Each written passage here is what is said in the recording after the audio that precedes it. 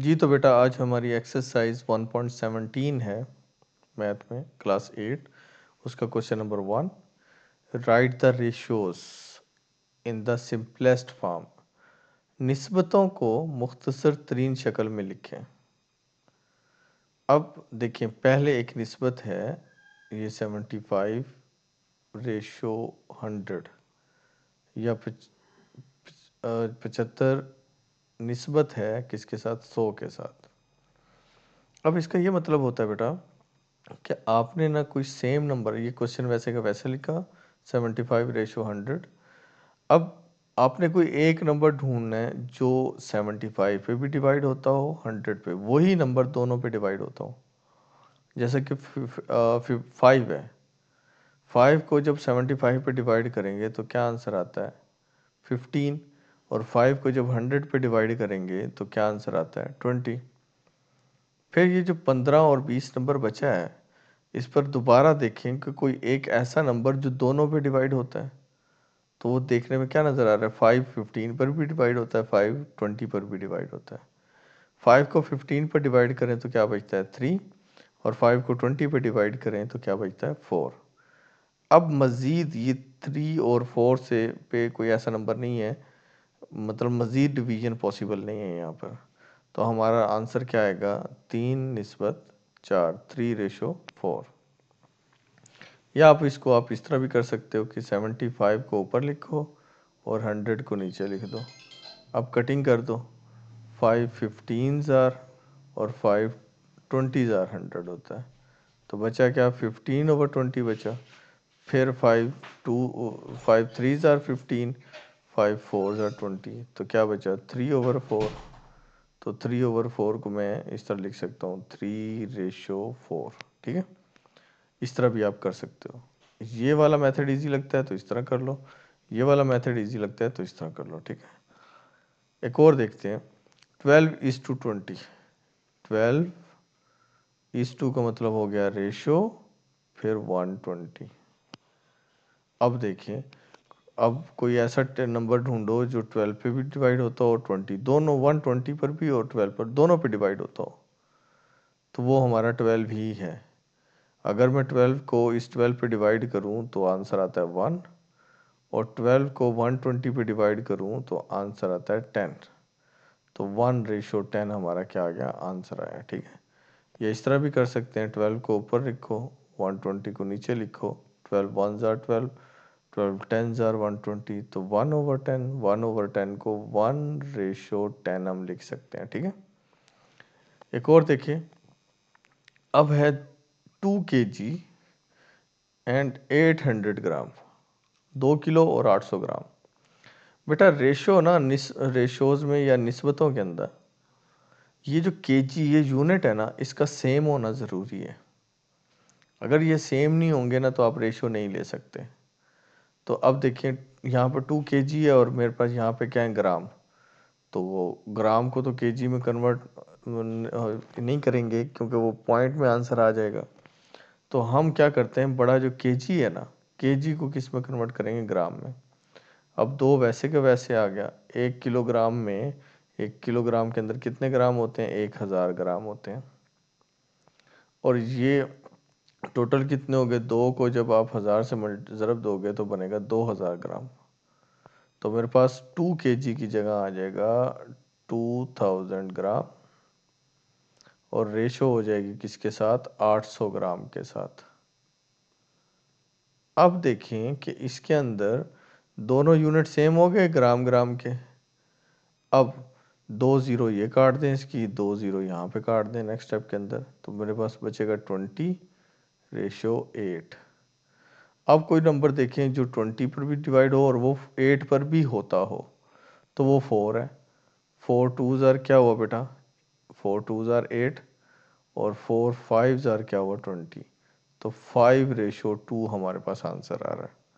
आप इस तरह भी कर सकते हो, ओवर की फॉर्म में डाल के कटिंग कर सकते हो, और आप ऐसे भी कैलकुलेटर से कर सकते हो। एक नंबर दोनों पे डिवाइड होना चाहिए, बस इस चीज़ का ध्यान रखना। आगे एक और है 5:3/2। ठीक है, अब 5 के नीचे कुछ नहीं है तो हम क्या लिखेंगे, 5 के नीचे 1 लिखेंगे। तो 5/1 रेशो 2/3। अब देखें कि क्या किया जाए इसमें, कि अब हमने ओवर ख़त्म करना है। ओवर ख़त्म करना है ना, मतलब जैसे ये देखिए 5/1 है, रेशियो 2/3 है, तो मैंने ओवर ख़त्म करना है ये ओवर। तो मैं क्या करूँगा, ये जो 3 है ना ओवर के नीचे, इसको इस साइड पर भी मल्टीप्लाई कर दूंगा और इस 3 को इस साइड पे भी मल्टीप्लाई कर दूंगा। तो 3 3 से कट जाएगा, तो यहाँ 5 और 3 आपस में मल्टीप्लाई और यहाँ 5 3 ज़र क्या हो जाएगा 15, रेशियो 2 बच गया था क्योंकि 3 1 ज़र 3 था, तो 2 1 से मल्टीप्लाई होगा तो 2 1 ज़र 2 ही रहेगा। तो 15/2 हमारा क्या आ रहा है, आंसर आ रहा है। ठीक है, आगे चलें। अब दोबारा वही रेशो 1/4 रेशो 1/6। अब सोचें कि एक नंबर ऐसा ढूंढें जिस पर 4 भी कंप्लीट डिवाइड होता हो और 6 भी कंप्लीट डिवाइड होता हो, या इस तरह एलसीएम ले लें। 4 और 6 को रखें, देखिए 2 डिवाइड हो रहा है, 2 2 ज़र 4 होता है, 2 3 ज़र 6 होता है, फिर 2 डिवाइड करें, 2 1 ज़र 2, ये 3 वैसे का वैसे, फिर 3, ये 1 वैसे का वैसे आ गया, 3 1 ज़र क्या होता है 3। अब इनको आपस में मल्टीप्लाई कर लें, 3 2 ज़र 6, 6 2 ज़र 12। तो 12 एक ऐसा नंबर है जिस पर 6 भी डिवाइड होता है और 4 भी डिवाइड होता है। तो मैं इधर 12 इससे भी मल्टीप्लाई कर दूंगा और 12 को इधर भी मल्टीप्लाई कर दूंगा। तो 4 1 ज़र 4 हुआ, 4 3 ज़र 12 हो गया, 6 1 ज़र 6, 6 2 ज़र 12। अब 3 और 1 बचे हुए थे, 3 1 ज़र क्या हुआ 3, रेशो 2 1 ज़र क्या हुआ 2। ठीक है, तो 12 से दोनों को मल्टीप्लाई करोगे, कटिंग करोगे, तो 3 1 ज़र क्या हुआ 3 और 2 1 ज़र क्या हुआ 2। तो 3/2 हमारा आंसर आ जाएगा।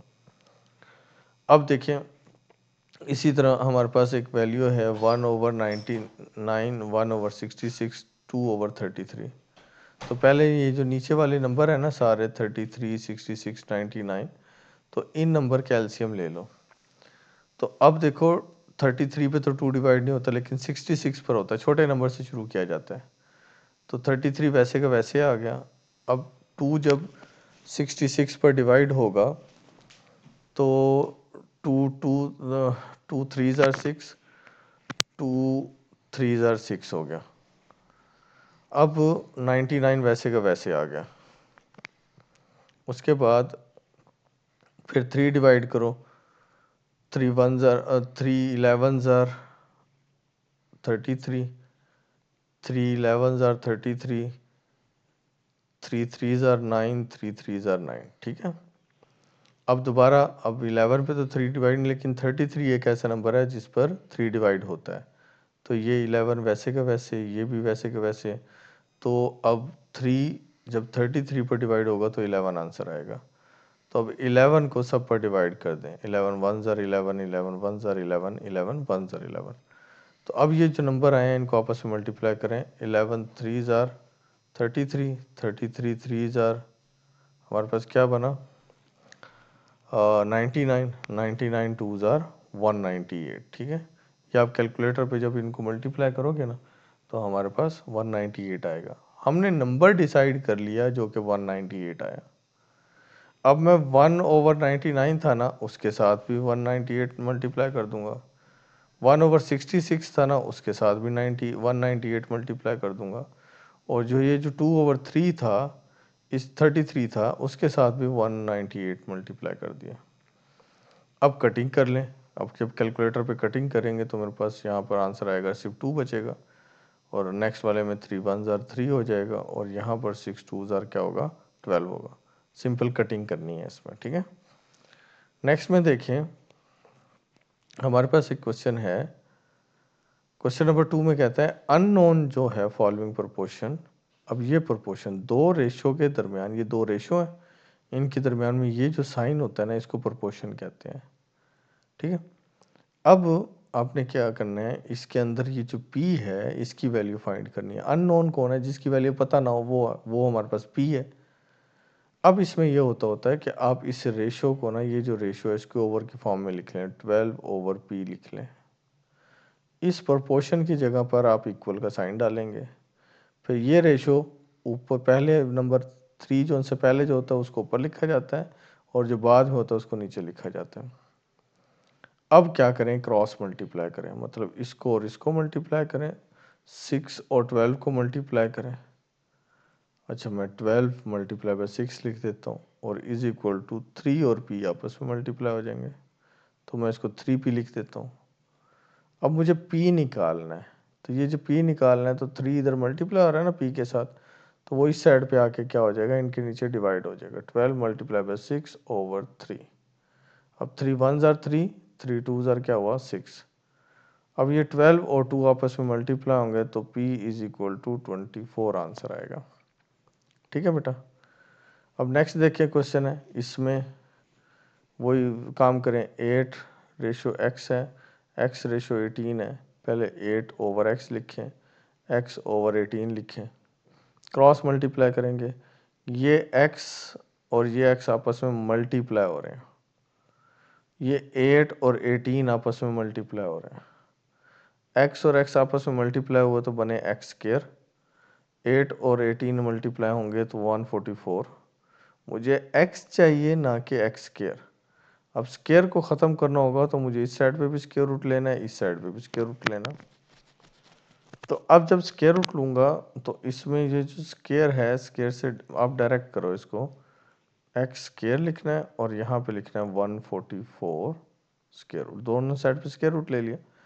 स्क्वायर को स्क्वायर रूट से कट कर दो, एक्स लिखो और कैलकुलेटर पे जाओ, अंडर रूट का साइन डालो और उसमें लिखो 144, तो वो आंसर देगा आपको 12।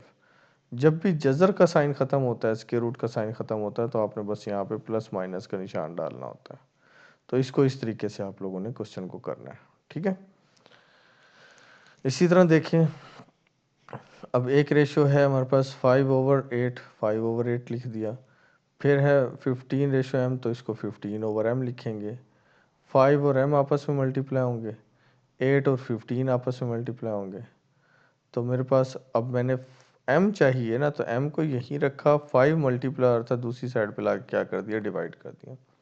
अब 5 1 जार 5, 5 3 जार क्या होता है 15, तो 3 और 8 को आपस में मल्टीप्लाई करो तो क्या आंसर आएगा 24। अगर नेक्स्ट देखें तो इसमें भी सेम यही काम है। देखो, अब इसमें 7/m लिखा रेशो जो थी, और यहाँ पर m रेशो 28 लिखा, मतलब m रेशो 28 था तो m ओवर 28 लिखा। m आपस में मल्टीप्लाई होंगे, 7 और 28 आपस में मल्टीप्लाई होंगे। m आपस में मल्टीप्लाई हुआ तो क्या हुआ m स्क्वायर, 7 और 128 आपस में मल्टीप्लाई हुआ तो 196, तो बना था m square is equal to 196। Both side पे स्क्वायर रूट ले लो, ये स्क्वायर से स्क्वायर रूट कटेगा तो m is equal to, calculator पे जाके प्लस माइनस डालना है। आप लोगों ने लिखना है कैलकुलेटर पे जजर का निशान डाल के ना, स्क्वायर रूट का निशान, उसमें लिख देना 196, तो आंसर देगा वो आपको 14। ठीक है, तो आपने ये यहाँ तक सॉल्व कर लेना। नेक्स्ट देखें, x/2 आएगा पहले, फिर ये रेशो है 150 ओवर 100, 150 ऊपर 100 नीचे। तो अब आपस में मल्टीप्लाई करें, x 100 से मल्टीप्लाई होगा, 2 150 से मल्टीप्लाई होगा, तो अब 100 तो नहीं चाहिए, हमें चाहिए सिर्फ x रखें। 2 मल्टीप्लाई बाय 150 था, इस पर ला के 100 को डिवाइड कर दें, ये 0 से 0 कट हो जाएगी। ठीक है, मैं यहाँ कटिंग करके दे देता हूँ। 2 मल्टीप्लाई बाय 150 था ना, ओवर कर दो 100, एक 0 कट कर दो यहाँ से। 2 1 जार 2, 2 2 जार क्या होता है 2, 5 जार क्या होता है 10 होता है। फिर 5 1 जार 5, 5 3 जार 15, तो मेरे पास सिर्फ क्या बच गया 3, बाकी तो सारे कट गए ना, तो x मेरे पास क्या आ गया 3 आ गया। इसी तरह चौथा पार्ट है, इसको देखें कि 8/12 लिखें, फिर 6/y लिखें जो रेशो थी, 8 और y को मल्टीप्लाई करें, 12 और 6 को मल्टीप्लाई करें। अब 6 मल्टीप्लाई बाय 12 है, तो y को वहीं रखें, जो 8 मल्टीप्लाई हो रहा था इधर ला के डिवाइड कर दें। अब कटिंग कर दें, अब 2 3 जार 6, 2 4 जार 8, 4 1 जार 4, 4 3 जार 12, ये 3 और 3 आपस में मल्टीप्लाई होंगे तो 3 3 जार 9, ये हमारा आंसर हो जाएगा। ठीक है, नेक्स्ट। अब ये देखिए, पहले ऑलरेडी ओवर की फॉर्म में है, ऑलरेडी ओवर की फॉर्म में 2 को 20 को मल्टीप्लाई करें, 5 को और p को मल्टीप्लाई कर दें। अब इसी तरह 2 और 20 था, 5 इधर p के साथ मल्टीप्लाई और दूसरी साइड पे आके डिवाइड हो जाएगा। 5 1 ज़ार 5, 5 4 ज़ार 20, ये 4 और 2 मल्टीप्लाई होगा तो 4 2 ज़ार क्या हुआ 8 हुआ। ये हमारे क्वेश्चन है। अब 8 देखें, 8 भी सेम ऐसा ही क्वेश्चन है कि रेशो की फॉर्म में, ओवर की फॉर्म में लिखा हुआ है 10 को p से मल्टीप्लाई करें 10p, 5 3 से जब मल्टीप्लाई होगा तो 5 3 ज़ार क्या हुआ 15 हो गया। तो 5 3 यहाँ पे 3 मल्टीप्लाई पे 5 और 10p, 10 नहीं चाहिए तो दूसरी साइड पे लाके डिवाइड कर दिया। अब 5 1 ज़ार 5, 5 2 ज़ार 10, तो 3 ऊपर है और 2 नीचे, तो 3/2 हमारे p का आंसर आ रहा है। ठीक है बेटा। तो अब next question, most important question, थोड़ा ध्यान से समझना है आपने इसको। क्वेश्चन नंबर 3, यहाँ कंसेप्ट है, ध्यान से देखें।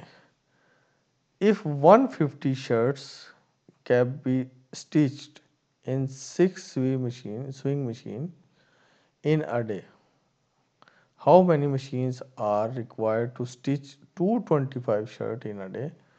Also draw a graph. समझना, अगर एक दिन में 6 सिलाई मशीनों पर 150 कमीज़ें सिलाई की जाती हैं तो एक में 225 कमीज़ों की सिलाई करने के लिए कितनी मशीनों की ज़रूरत होगी? अगर 6 सिलाई मशीन, एक दिन के अंदर 6 सिलाई मशीनें रखी हैं आपके पास और आप 150 कमीज़ें सिलाई करते हैं, एक दिन है ये, इसके ना टुकड़े बनाओ। एक दिन था, उसमें 6 सिलाई मशीनें आपके पास थी और आपने 150 कमीज़ें सी ली। अब बताना है कि अगर आप लोग 225 कमीज़ें सीनी हैं एक ही दिन के अंदर, तो बताएं कि आपको कितनी मशीनों की ज़रूरत होगी। समझा कि 6 मशीनों ने 150 कमीज़ें सी, अब 225 कमीज़ें सीनी हैं, तो बताओ कितनी मशीनें चाहिए आपको। तो हम दो कर लेते हैं, कीमत शर्ट्स और मशीन्स कर लेते हैं। अब देखो 6 मशीनों ने कितनी 150 कमीज़ें सी थी, तो अब कितनी मशीनें चाहिए उसके लिए मैं एक्स फर्ज कर लेता हूँ और 225 शर्ट सीनी है। अब सोचें कि 6 मशीनें अगर 150 कमीज़ें सी रहे हैं तो हमें मशीनें ज़्यादा चाहिए होंगी, तो हमारी कमीज़ें ज़्यादा हैं तो मशीनें भी कितनी चाहिए होंगी, ज़्यादा चाहिए होंगी। अब जब कमीज़ें ज़्यादा हैं तो मशीनें भी ज़्यादा चाहिए, तो इनको बोलते हैं हम डायरेक्ट प्रोपोर्शन, रास्त तनासब। एक चीज़ अगर बढ़ गई है ना तो दूसरी भी बढ़ रही है, तो ये वाली लाइन लगा लेते हैं इन पे, ये वाला मतलब अगर कमीज़ें बढ़ी हैं तो मशीनें भी बढ़ेंगी, सेम डायरेक्शन, इन एरो की ना सेम डायरेक्शन होनी चाहिए रास्ते में। अब आपने क्या करना होता है, अब इसका लिखने का तरीका याद रखना।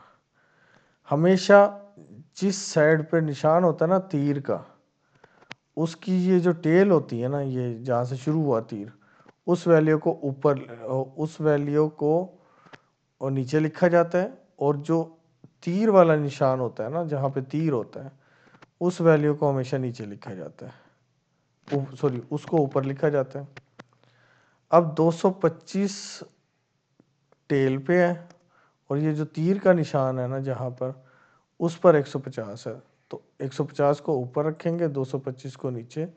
सेम इसी तरह तीर का निशान किसके पास है, 6 के पास, 6 ऊपर, और ये वाला निशान जो है वो x पर है, वो तो x नीचे। अब वही काम, 150 x से मल्टीप्लाई होगा सॉरी 150 x से मल्टीप्लाई हुआ और 6 है वो 225 से मल्टीप्लाई होगा। तो अब क्या करेंगे x अकेला चाहिए, x अकेला रखो, 6 ज़रब 225 था, तकसीम कर दो 150, मल्टीप्लाई हो रहा है, इधर आके क्या हो जाएगा डिवाइड हो जाएगा। अब कटिंग करो सारी, या कैलकुलेटर पे दोनों को मल्टीप्लाई करो, जो आंसर है 150 डिवाइड कर दो, तो x का आंसर आएगा 9। 6 मशीनें 150 कमीज़ें सीती थी, तो 9 मशीनें 225 कमीज़ें सिएंगी। अब साथ उसने कहा था आल्सो ड्रॉ ग्राफ, ग्राफ भी बनाए। तो एक साइड पर मशीनें की तादाद और एक साइड पर कमीज़ों की तादाद आप यूँ लिख दें। फ़र्क डाल लें, गैप बनाए। मशीनें कितनी हैं? तकरीबन हम 10 की लाइनें लगा लेते हैं, 1 2 3, इस तरह 10 लाइनें आप लोगों ने लगा लेनी है कि ये जी मशीनें हैं और यहाँ पर 25 50 75 100 इस तरह के गैप लगाना शुरू कर देने। ये हैं जी कमीज़ों की तादाद, क्योंकि कमीज़ सबसे ज़्यादा 225 थी, तो हम 225 और एक नंबर थोड़ा सा ऊपर चले जाते हैं उससे। अब जब 6 कमीज़ें थी ना, ये वाली 6 कमीज़ें, 6 कमीज़ें थी तो कितने कपड़े सिलाई हुए थे? 150। तो आपने 150 से लाइन बढ़ानी है और इधर 6 से लाइन बढ़ानी है, तो यहाँ पर पॉइंट लगा लेना, इस तरह डॉटेड लाइन लगा देनी है आप लोगों ने। इसी तरह फिर 9 मशीनें हैं, 9 मशीनों को लेके जाना है ऊपर ये लाइन, और 125 कमीज़ें सिली थी ये वाली लाइन, इस पॉइंट पे मिलता है और यहाँ से एरो बना देना। ये आपका सिंपल सा ग्राफ बन गया। इसी तरह देखिए कि अगर प्राइस हो 12 अंडों की 180 रुपये, इफ़ द प्राइस ऑफ, यहाँ पे ऑफ है, 12 egg is 180 rupees, how many eggs can be bought with the 270? Also draw। 12 अंडों की कीमत 180 रुपये है, 270 अंडों की कीमत क्या होगी बेटा? अगर 12 अंडे हैं 180 कीमत है, अगर कीमत बढ़ गई है 270 तो अंडे भी तो बढ़ जाएंगे ना। तो हम देखें अंडे और रुपए दोनों लिखते हैं। तो 12 में कितने अंडे आए? 180 में कितने अंडे आए? 12। तो 270 में कितने अंडे होंगे उसके लिए हमने एक्स लिख लिया। अब बात तो वही है कि अगर पैसे बढ़े हैं तो अंडे भी बढ़ेंगे, तो दोनों का ताल्लुक ऐसा होगा, तनासब होगा। अब दोनों की जो एरो है, तीर का निशान है, वो एक साइड पे होगा। मैंने कहा था तीर के निशान वाली वैल्यू ऊपर लिखी जाती है, 180 ऊपर लिखा, जो नीचे टेल है उसकी वैल्यू नीचे लिखी जाती है, वो नीचे लिखी।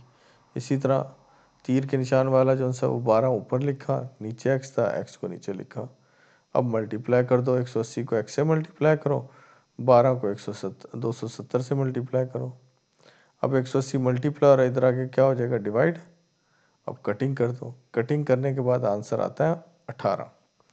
सेम वैसे ग्राफ बनाओ, यहाँ पर नीचे अंडों की तादाद और यहाँ पर पैसे। क्लियर? तो अंडों की तादाद 12, 12 से कुछ बढ़ जाएगी ना, 18 तक है, ये पता है आपको 18 तक। तो अब 20 तक की लाइनें लगा लो, 2 4 6 8 10 12 14, इस तरह 20 निशान लगा लो।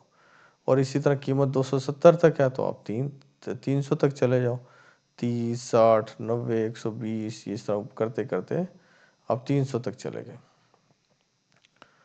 अब देखें 12 पर जाएं, ये रहा 12, 12 अंडे थे, पैसे थे 180, ये लाइन डॉटेड बना के यहाँ बना के पॉइंट लगा लें। फिर इसी तरह 270 थे, 270 को आगे खींचो, अंडे कितने थे?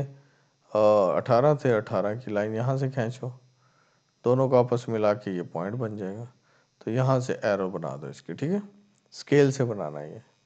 क्वेश्चन नंबर 5 में देखें, ध्यान से देखना कि जी if 3 labourers dig 800 meter cube of earth in 3 hours, how many laborers will be required to dig a same earth in 2 hours?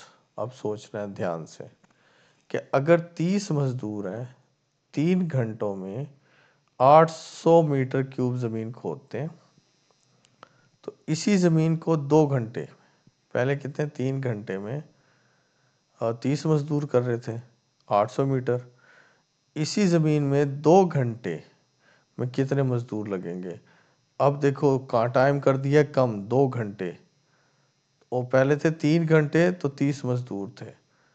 सोचो 3 घंटे में 30 मजदूरों ने काम किया था, अब 2 घंटे हो गए और काम उतना ही करना है 800 वाला, तो सारी बात आपको मजदूर बढ़ाने पड़ेंगे। अब टाइम किया है कम, तो मजदूर क्या कर रहे हो? बढ़ा रहे हो। देखो जैसे मजदूर और घंटे थे ना, तो 3 घंटों में 30 मजदूरों ने काम किया, 2 घंटे टाइम कम हुआ है नीचे की तरफ, तो सारी बात है मजदूर क्या होंगे? बढ़ेंगे ना। तो ये माकूस तनासब है, इनडायरेक्ट प्रोपोर्शन है। तो तरतीब वही, एरो वाली वैल्यू क्या करते हैं हम हमेशा, अब इसमें देखिए एक्स स्टार्ट हो रहा है ना नीचे से, यहाँ से, तो एक्स को लिखो पहले जहाँ से एरो स्टार्ट हुई है, हेड वाले को लिखो नीचे। इसी तरह अब 3 जोन सा है जहाँ पे अब 3 ऊपर और 2 नीचे, ठीक है। हेड 2 नीचे चला जाएगा और 3 ऊपर रहेगा। इसी तरह 3/2 और ये एरो देखो क्या है, इसमें क्या होगा x/30। अब आपस में मल्टीप्लाई कर दो इन दोनों को, 3 30 से मल्टीप्लाई होगा, 2 x से मल्टीप्लाई होगा, तो 2 आके इस साइड पे डिवाइड हो जाएगा, मल्टीप्लाई हो रहा था। तो 3 मल्टीप्लाई बाय 30/2 कटिंग करोगे तो 15 3 ज़र क्या हुआ 15 45। अब 45 मजदूर जो उनसे है ना वो 2 घंटे में काम कर सकेंगे।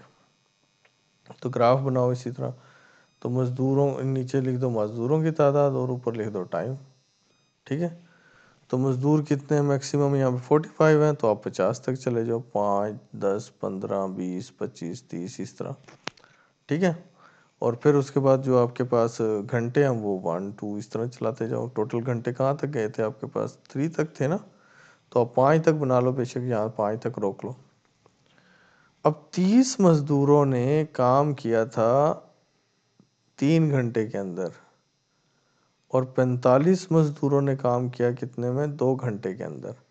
तो ये 2 पॉइंट बन रहे हैं, तो यहाँ पे एक लाइन ड्रॉ कर दो, ये ग्राफ बन गया हमारे पास, ठीक है। तो अब देखिएगा क्वेश्चन नंबर 6 में देखें कि 10 men have ratio for 21 days in camp, ठीक है। If 3 men leave the camp, how far many days will be ration be sufficient for the remaining men? Also draw its graph, ठीक है। 10 आदमी हैं जी, 21 दिन तक का कैंप लगाते हैं। अगर 3 आदमी छोड़ जाएं उस कैंप को तो हाउ मैनी डेज कितने दिन और राशन जो उनसे है वो चल सकेगा। 10 आदमियों का राशन है 21 दिन के कैंप के लिए। अब 3 आदमी छोड़ गए हैं, तो how many days will be ration sufficient for the remaining days, तो बाकी रिमेनिंग मैंस, तो बाकी बचे हुए आदमियों के लिए कितना राशन पड़ेगा। दिन और आदमी लगा लेते हैं, 10 आदमी हैं 21 दिन का राशन है। अब 7 आदमी, आदमी कम हुए, क्या हुआ है आदमी कम हो गए, तो राशन तो ज़्यादा पड़ जाएगा ना। देखो पहले राशन था 10 आदमियों का 21 दिन के लिए, अब 3 आदमी तो चले गए, तो सामान तो ज़्यादा रह जाएगा ना, राशन ज़्यादा रह जाएगा। आदमी कम हुए राशन बढ़ गया, तो माकूस तनासब है। तो ये एरो के निशान के लिहाज से 10 ऊपर 7 नीचे, इस एरो के लिहाज के साथ, इस एरो के निशान के साथ पहले x ऊपर और 21 नीचे। अब इसी तरह 10 और 21 को आपस में मल्टीप्लाई कर दें, 7 और x को मल्टीप्लाई कर दें, 7 इधर मल्टीप्लाई और इधर आके डिवाइड हो जाएगा, 7 1 ज़र 7 7 3 ज़र 21, 10 को और 30 से मल्टीप्लाई कर दो 30। अब जो 7 आदमी रह गए थे ना उनके लिए अब 30 दिन के लिए राशन है, तो बनाओ नंबर ऑफ डेज लगा दो, दिनों की तादाद और यहाँ पर आदमियों की। तो आदमी कितने हैं मैक्सिमम सोचो, 10 तक हैं, तो आप 10 तक की लाइनें लगा लो यहाँ पर। और आपके पास जो दिन है वो कितने 30 तक हैं, तो इससे 5 10 के लिहाज से भी कर सकते हो, 5 10 15 20 25 30, या यूं भी कर सकते हो 3 6 9 इस तरह भी करके 30 तक जा सकते हो। तो 30 आदमियों ने कितने दिन के 7 आदमियों ने 30 दिन के लिए राशन बनाया, तो ये वाला 30 को ऊपर खींचो यहाँ पे और 7 को इस साइड से खींचो, ये पॉइंट बन गया। लेकिन 21 दिनों के लिए कितने बंदे थे 10 बंदे थे, तो 10 को आगे चलाओ 21 को ऊपर उठाना शुरू कर दो, तो जिस पॉइंट पे मिले ये दोनों पॉइंट पे एक स्केल लगा के ये एरो बना दो, ठीक है बेटा। अब क्वेश्चन नंबर 7 देखें। Shayan take 200 step for walking a distance for 160 meter. Shayan, अच्छा, find the distance covered by him in 350 second. Shayan 160 meter का फासला तय करने के लिए ना 200 कदम चलता है। 160 मीटर का फासला तय करने के लिए 350 कदम चलाने के लिए उसे ज़्यादा फासला तय करना पड़ेगा या कम। ज़्यादा करना पड़ेगा। तो पूछ रहे कितना फासला तय करना पड़ेगा। तो आप फासला और स्टेप एकदम दोनों लगा लो। 160 मीटर का फासला था तो 200 कदम चला। अब 350 कदम चला है तो जाहिर बात है फासला बढ़ेगा ना, तो फासले को हमने एक्स कर लिया। अब कदम बढ़ाए हैं तो फासला भी बढ़ रहा है, तो डायरेक्ट रिलेशन है, रास्त तनासुब है। इसी तरह 200 ऊपर 350 नीचे, डायरेक्ट में इस तरह लिखते होते हैं। इसी तरह 160 ऊपर x नीचे। अब ये आपस में मल्टीप्लाई होंगे, 200 x से मल्टीप्लाई होगा, 350 160 से मल्टीप्लाई हो जाएगा, 350 160 से मल्टीप्लाई हुआ। आगे अब 200 मल्टीप्लाई हो रहा है, इस साइड पे आगे क्या होगा, डिवाइड। एक ज़ीरो इस ज़ीरो से काट दो, एक ज़ीरो इस ज़ीरो से काट दो। अब 2 है, 2 की कटिंग कर दो, 16 के साथ 8 बचा, 8 और 35 मल्टीप्लाई हुआ तो 280 आंसर आ गया। ठीक है, इसके लिए इसने ग्राफ बनाने के लिए नहीं कहा था तो हमने नहीं बनाया। अब क्वेश्चन नंबर 8 देखें। इन 25 minutes train travel 20 kilometre. 25 minute में जी 20 किलोमीटर चल गई। हाउ फार, कितने किलोमीटर करेगी अगले 5 मिनट में। How far will it travel in 5 minutes, 5 minute में कितना करेगी। 25 मिनट में 20 किलोमीटर किया है तो 5 मिनट में जाहिर बात है कम किलोमीटर करेगी, टाइम कम किया है तो किलोमीटर भी तो कम करेगी ना, तो डायरेक्ट रिलेशन है। तो इसी तरह 25 ऊपर 5 नीचे, बिल्कुल इस तरीके से।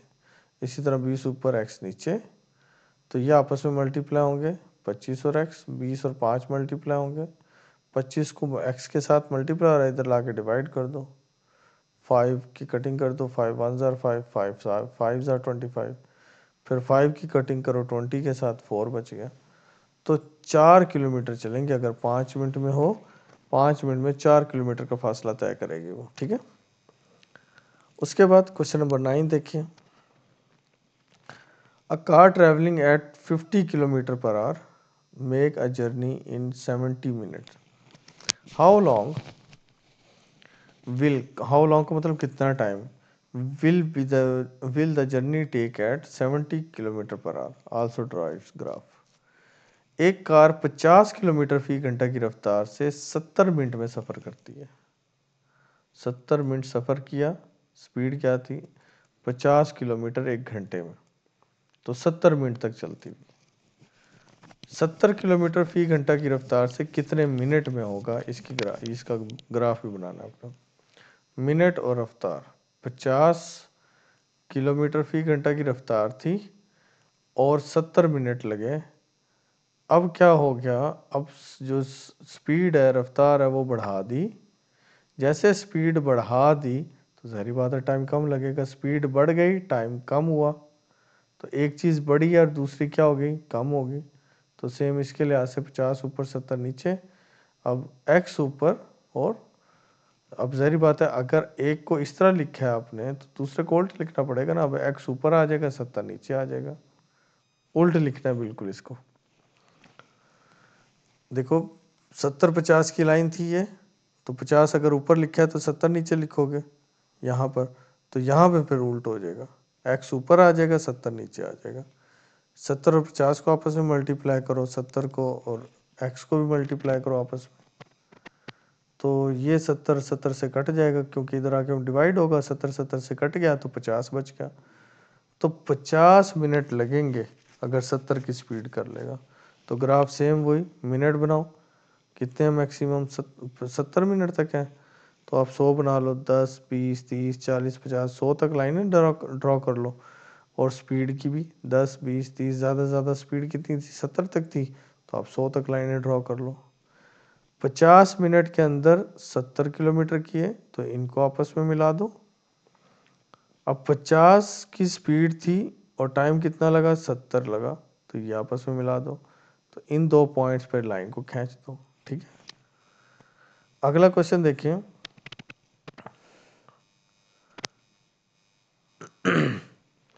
A bag of 10 kilometer potato lost for a week with a family of 7 people. Assuming all eat the same amount, how long will the potato last? If there are only 2 people in the family. Graph भी बनाना है। 10 kilo आलू का थैला है, 7 अफराद के ख़ानदान के साथ 1 हफ्ते तक के लिए काफ़ी है। 10 किलो आलू 7 लोगों के लिए पूरे 1 हफ्ते के लिए काफ़ी होते हैं। फ़र्ज़ करें एक ही मिकदार में खाते हैं। अगर ख़ानदान में सिर्फ 2 अफराद हों तो आलू कब तक के लिए काफ़ी होंगे? आदमी कम हो गए तो ज़ाहिर बात है आलू ज़्यादा हो जाएंगे ना। तो वीक और अफराद, 1 हफ्ते के लिए 7 बंदों के लिए आलू थे। अब आदमी हो गए कम तो ज़ाहिर बात है पहले अगर 7 आदमी थे तो 1 हफ्ता खा रहे थे। अगर वही 2 आदमी हो जाए तो हफ्ते तो ज़्यादा खाएंगे। तो वो पूछ रहा है कितने हफ्ते खाओगे, तो वो एक्स फर्ज कर लिया। अब आदमी कम हुए हैं लेकिन हफ्ते क्या हो गए हैं, बढ़ गए। तो ये आपस में माकूस रिलेशन के अंदर, मतलब इन्वर्स रिलेशन प्रोपोर्शन के अंदर है। इसी तरह 7/2 लिखें। अगर 7/2 लिखा है इस साइड पे तो इनकी वैल्यू उल्ट लिखोगे। अब x ऊपर लिखो, पहले ऊपर 7 और 2 बाद में लिखा है ना। अब x ऊपर लिखोगे 1 नीचे, उल्ट है ना एक दूसरे का। तो फिर x ऊपर 1 नीचे, 7 और 1 मल्टीप्लाई होंगे, 2 और x मल्टीप्लाई होंगे, 2 आके 7 के नीचे डिवाइड हो गया। तो या तो ये लिख दें 7/2 या डिवाइड करो तो 3.5 वीक। सेम ऐसी तरह ग्राफ, एक साइड पे हफ्ते और एक साइड पे लोग बना दो। ठीक है। इसी तरह क्वेश्चन नंबर 11 देखिए। क्वेश्चन नंबर 11 के 2-3 पार्ट है हमारे पास। तो उसको देखिए हमारे पास कि क्वेश्चन नंबर 11 कहता है कि if x and y are in direct relation proportion then complete the table and draw its graph. ये x और y है, ये उसने एक टेबल दिया हुआ है, कहता है कंप्लीट करो इसको और ग्राफ भी बनाओ। देखना x की वैल्यू 2, y की वैल्यू है 8। x के लिए और यहाँ पर y जो से है, पहले देखें x है 2, यहाँ पर a 6, फिर 8, फिर 10, फिर 12, फिर 14। ठीक है। अब मैं क्या करता हूँ कि यहाँ पर अगर 2 और 8 है ना, तो यहाँ पर कितने x बड़ा है, 2 से क्या हुआ है, 6 हुआ है, 4 ऐड हुआ है ना। एक मिनट,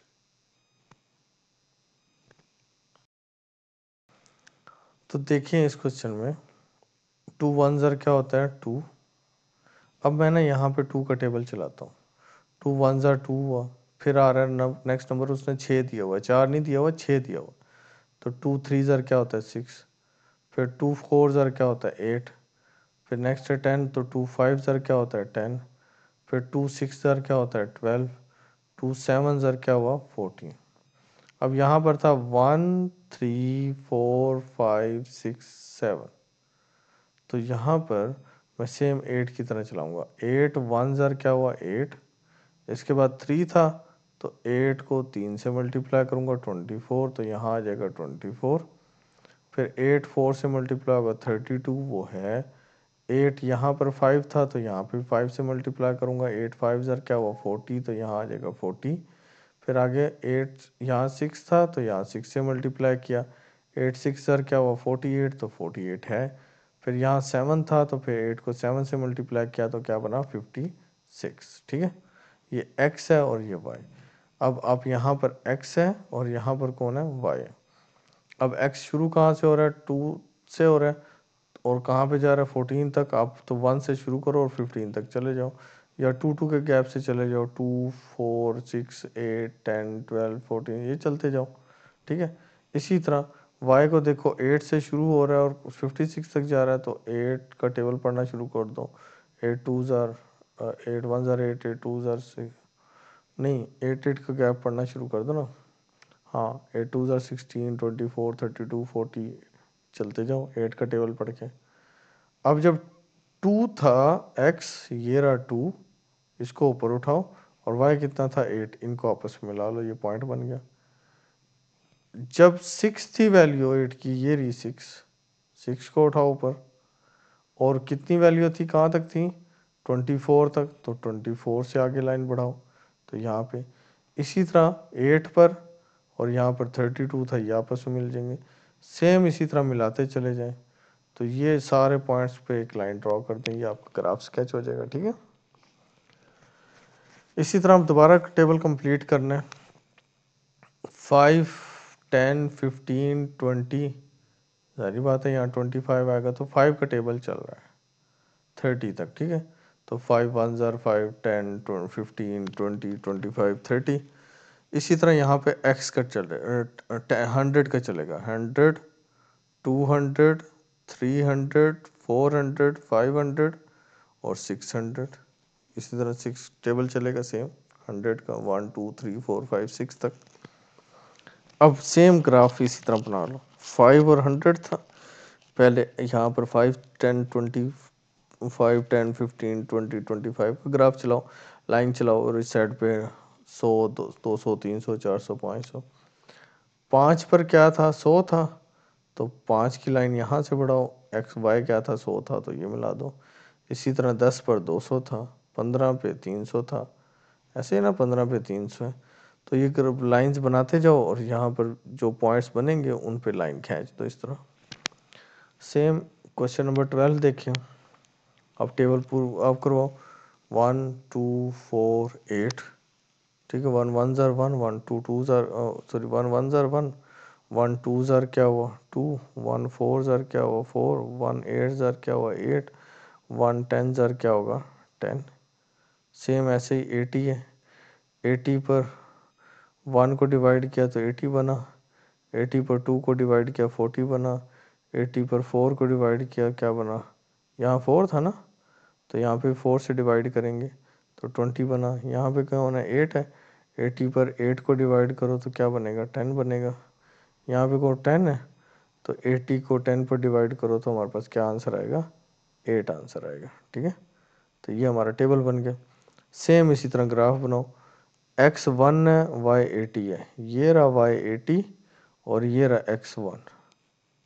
ठीक है, यहाँ पर x1 आ रहा है ये वाला, और ये रहा y80 ये वाला पॉइंट है। ठीक है, सेम इसी तरह 2 पर क्या है 40 है, ये रहा 2, 2 को बढ़ाओ और यहाँ से 40 को खींचो तो ये पॉइंट यहाँ मिल जाएगा। इसी तरह 4 पर कौन था 20 था, इस तरह 8 पर कौन था 10 था, 10 पर कौन था 8 था, तो ये पॉइंट्स बनते जा रहे हैं। तो आपने यहाँ से एक लाइन ड्रॉ कर देनी है। ठीक है, इसी तरह 1.17 का क्वेश्चन नंबर 12 उसका आखिरी पार्ट है। 1 2 4 5 8 और यहाँ आ जाएगा 10। देखो 1 1 ज़ार 1, 1 2 ज़ार 2, 1 4 ज़ार 1 5 ज़ार 1 8 ज़ार 1 10 ज़ार। इस तरह 200 पर 1 को डिवाइड किया तो पहले आया 200, 200 को 2 पे डिवाइड किया तो 100। फिर यहाँ कौन है 4 है, 200 पर 4 को डिवाइड करो तो 50। यहाँ कौन है 5 है, 200 को 5 पे डिवाइड करो तो क्या बचता है 40। यहाँ कौन है 8 है, 200 को 8 पे डिवाइड करो तो क्या बनता है 25।